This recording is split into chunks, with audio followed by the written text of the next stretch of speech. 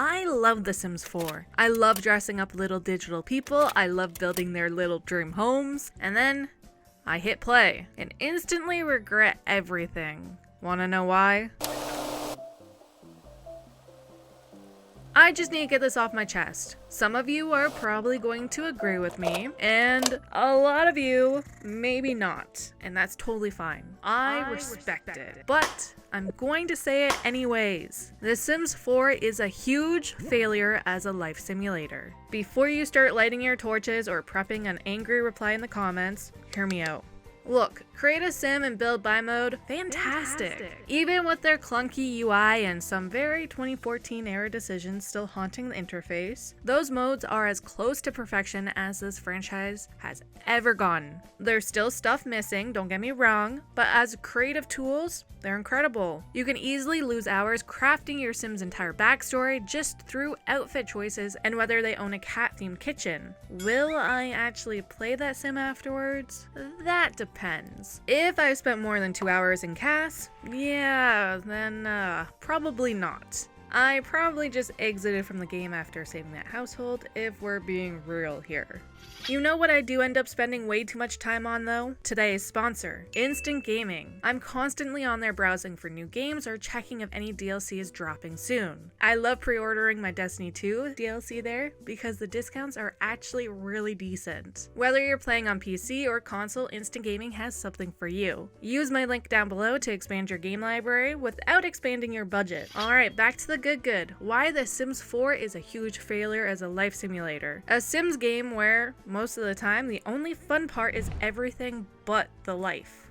Okay, this whole video is about honesty, okay? So let's be honest. For a lot of players, the game is CAS and build mode. I'm not saying that's a bad thing, I think that's awesome. That's great. I like that those players enjoy something about Sims 4 and they can actually play it in the way that they want to. In fact, I used to exclusively play build mode for years. Not touching live mode, barely even looking at CAS, and now I definitely play a bit more of everything due to these videos. And if I'm being completely honest, I have found some joy, and lost it again, then found it again, for other aspects of the game over the years. I've come to appreciate the aspects that I never did before. People are out here building entire castles, full IKEA catalogs, and hyper-realistic starter homes. They're out here building stuff that looks like AD should be doing a house tour of it. But ask those same players what their Sim's favorite color is, and you'll get, none probably, right? Can they even have favorite colors? That's because they're barely leaving build mode. They never actually play that sim. They might load into live mode to take a few screenshots and maybe record a build tour, and then back to build mode. This isn't a simulation anymore. This is interior design therapy. I'm here for it, I love it,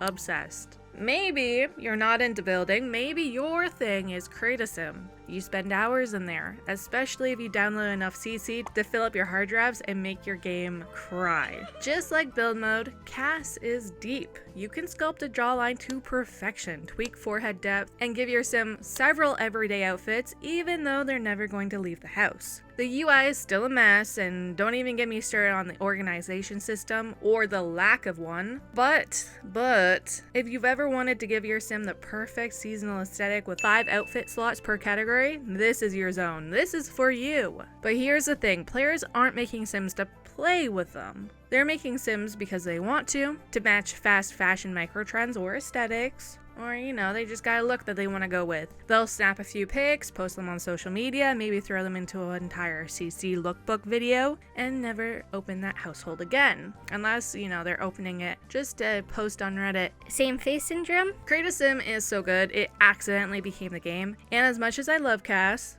that's a bit of a red flag for a game that's supposed to be a life simulator.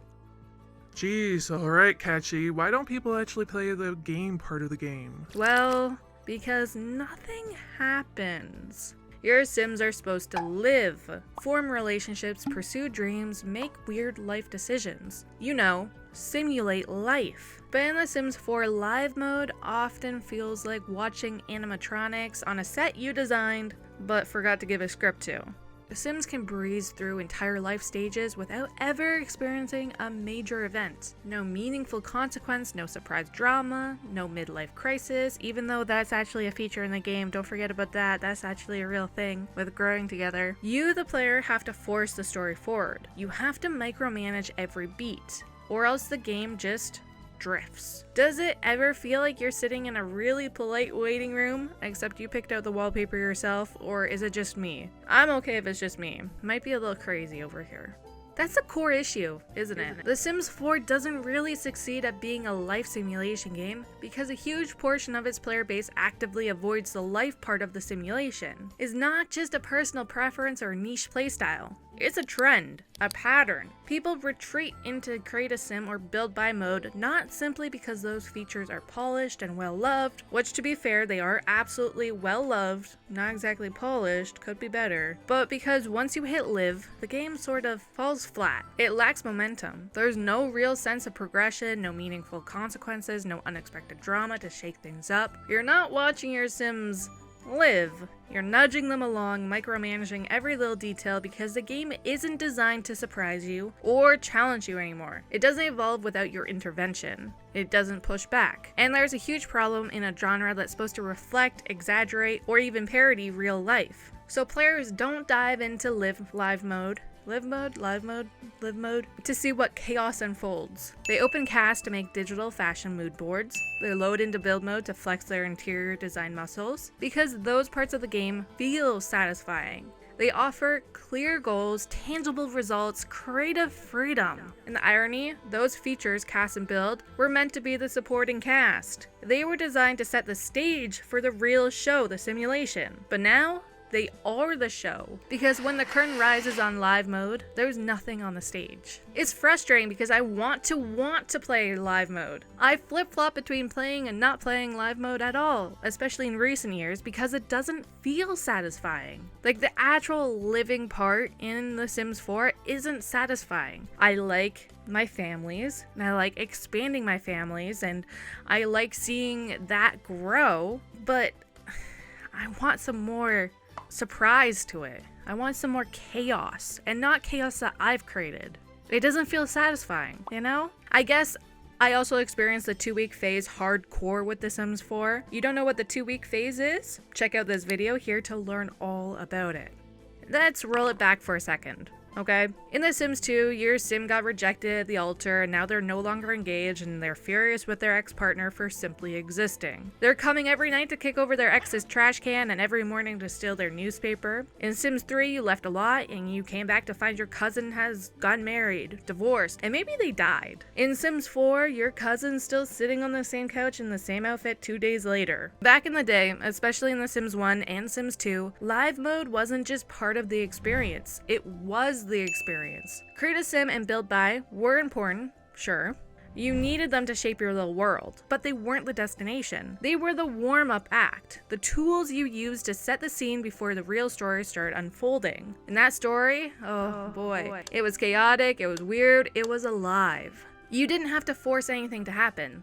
Things just did. Sure, you could force things, but you didn't exactly have to. Your sim would walk into the kitchen, start cooking, and 5 seconds later you're dealing with a fire and the Grim Reaper. They'd get dumped and go into aspiration failure, the social bunny might come down, the therapist might come down. They'd walk in on their partner cheating and react, like visibly freak out, without you needing to queue up an interaction. The world felt reactive, messy, human.